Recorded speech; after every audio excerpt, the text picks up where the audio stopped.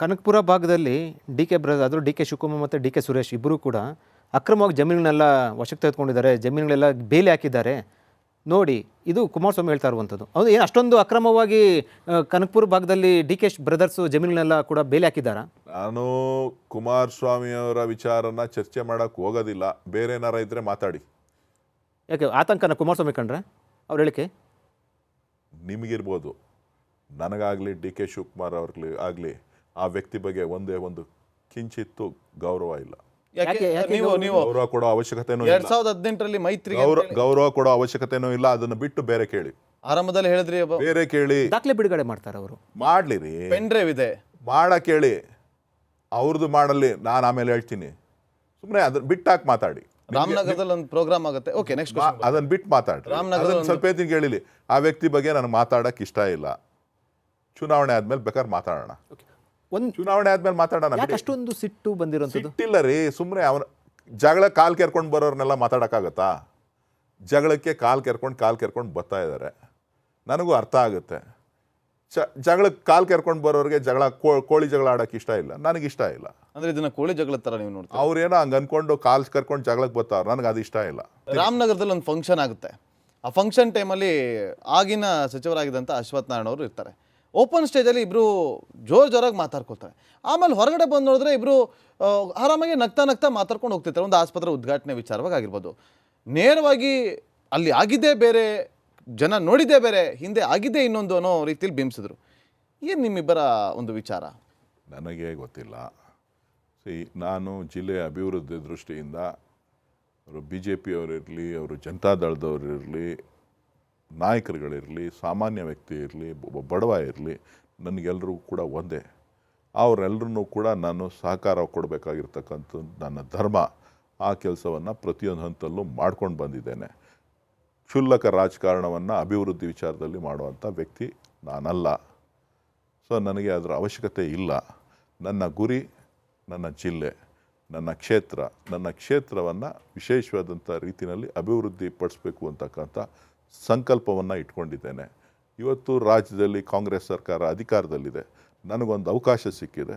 So ಹೆಚ್ಚಿನ ರೀತಿಯಲ್ಲಿ ಅಭಿವೃದ್ಧಿ ಕಡೆ ಗಮನ ಹರಿಸ್ತೇನೆ ಹೊರತು ಕ್ಷುಲ್ಲಕ ರಾಜಕಾರಣಕ್ಕೆ ನಾನು ಕಿವಿ ಕೊಡುವಂಥ.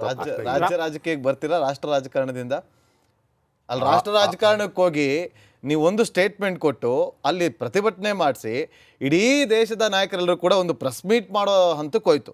ಒಂದು ವೇಳೆ ಇದೇ ಡಿ ಕೆ ಸುರೇಶ್ ಅವರು ರಾಜ್ಯ ರಾಜಕಾರಣಕ್ಕೆ ಬಂದರೆ ಇನ್ನೇನು ಆಗ್ಬೋದು? ನಾನು ರಾಜ್ಯ ರಾಜಕಾರಣಕ್ಕೂ ಇಷ್ಟ ಇಲ್ಲ, ರಾಷ್ಟ್ರ ರಾಜಕಾರಣಕ್ಕೂ ಇಷ್ಟ ಇಲ್ಲ. ಜನರಿಗೋಸ್ಕರ ನಾನು ಇದ್ದೀನಿ. ಜನ ಬಯಸ್ತಾರೆ ಬರಲಿ ಡಿ ಕೆ ಸುರೇಶ್ ಅವರು ರಾಜ್ಯ. ಈಗ ಸ್ವಲ್ಪ ನನಗೆ ಅವಕಾಶ ಕೊಟ್ಟಿರೋದಕ್ಕಿಂತ ನಾನು ಹೆಚ್ಚಿನದನ್ನು ಬಯಸ್ತಾ ಇಲ್ಲ. ನನಗೇನು ಅವಕಾಶ ಕೊಟ್ಟಿದ್ದಾರೆ ಅದೇ ನನಗೆ ದೊಡ್ಡದು. ಅಯೋಧ್ಯೆ ಮಾದರಿ ರೀತಿಯಲ್ಲಿ ಕೂಡ ರಾಮದೇವ್ರ ಬೆಟ್ಟ ಸಂಬಂಧಪಟ್ಟಂತೆ ಅಭಿವೃದ್ಧಿ ಆಗ್ತಾ ಇದೆ. ಅಭಿವೃದ್ಧಿ ಮಾಡೋಕೆ ಒಂದು ಪ್ಲಾನ್ ಆಗಿದೆ, ನಿಜನಾ? ನಾನು ಈಗಾಗಲೇ ಮಾನ್ಯ ಜಿಲ್ಲಾಧಿಕಾರಿಗಳಿಗೆ ರಾಮದೇವ್ರ ಬೆಟ್ಟದಲ್ಲಿರ್ತಕ್ಕಂಥ ಒಂದು ಪ್ರದೇಶದಲ್ಲಿ ಏನು ಸರ್ಕಾರಿ ಭೂಮಿ ಇದೆ ಅದನ್ನು ಅಳತೆ ಮಾಡಿ ಕೊಡಿ ಅಂತ ಹೇಳಿದ್ದೇನೆ. ಅವರು ಅದು ವಲ್ಚರ್ ಫಾರೆಸ್ಟ್ ಸ್ಯಾಂಚುರಿಗೆ ಸೇರಿದ್ದು ಜಾಗ, ಅದಕ್ಕೆ ಪರ್ಮಿಷನ್ ಕೊಡೋಕ್ಕಾಗಲ್ಲ ಅಂತ ಹೇಳಿದ್ದಾರೆ.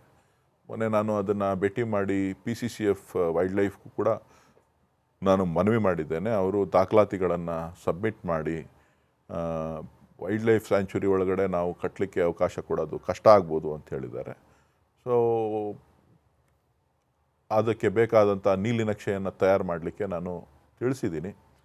ಒಟ್ಟಾರೆ ಒಂದು ಆ ಭಾಗದಲ್ಲಿ ಏನಾದರೂ ಮಾಡಬೇಕು ಅಂತಕ್ಕಂಥ ಚಿಂತನೆ ಸನ್ಮಾನ್ಯ ಡಿ ಕೆ ಶಿವಕುಮಾರ್ ಅವರಿಗೆ ಇದೆ. ಅದನ್ನು ನಾವು ಈಡೇರಿಸುವಂಥ ಕೆಲಸ ನಾವು ಮಾಡ್ತೀವಿ. ಮೇಕೆದಾಟು ವಿಚಾರವಾಗಿ ಡಿ ಕೆ ಶಿವಕುಮಾರ್ ಪಾದಯಾತ್ರೆ ಮಾಡಿದ್ರು. ಇವತ್ತು ತಮಿಳುನಾಡು ವಿಧಾನಸಭೆ ಅಧಿವೇಶನದಲ್ಲಿ ಸಚಿವರೊಬ್ಬರು ದೊರೆಮುರುಗನ್ ಅವರು ಒಂದು ಸ್ಟೇಟ್ಮೆಂಟ್ ಕೊಡ್ತಾರೆ. ರಾಜ್ಯದಲ್ಲಿ ಮೇಕೆದಾಟು ಯೋಜನೆ ಆಗೋದಿಲ್ಲ, ಒಂದು ಇಟ್ಟಿಗೆನೂ ಕೂಡ ಹಿಡೋದಕ್ಕೆ ಅವ್ರಿಗೆ ಆಗೋದಿಲ್ಲ, ಕೇವಲ ರಾಜಕೀಯ ಮಾಡ್ಕೊಂಡು ಬರ್ತಿದ್ದಾರೆ. ಕಾಂಗ್ರೆಸ್ಗೂ ಹೇಳಿದ್ದಾರೆ ಇದನ್ನು, ಮೇಕೆದಾಟು ವಿಚಾರದಲ್ಲಿ ಕಾಂಗ್ರೆಸ್ ರಾಜಕೀಯ ಮಾಡ್ಕೊಂಡು ಬರ್ತಿದೆ ಅಂತೇಳಿ.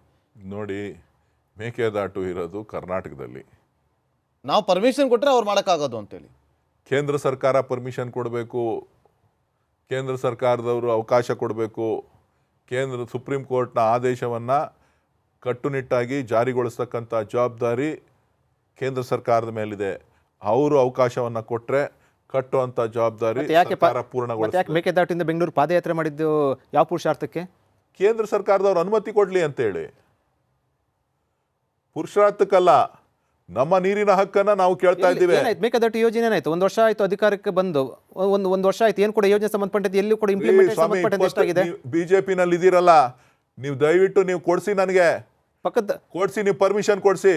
3 ವರ್ಷದಲ್ಲಿ ನಾವು ಕಟ್ಟಲಿಲ್ಲ ಅಂತ ಅಂದ್ರೆ ರಾಜಕೀಯ ನಿವೃತ್ತಿಯನ್ನ ತೆಗೆದುಕೊಳ್ತೇವೆ. ಪಕ್ಕದ ತಮಿಳುನಾಡು ಕೂಡ ವಿರೋಧಕ್ಕೆ ತಗೊಂಡು ಯಾವ ನಾಯಕರನ್ನ?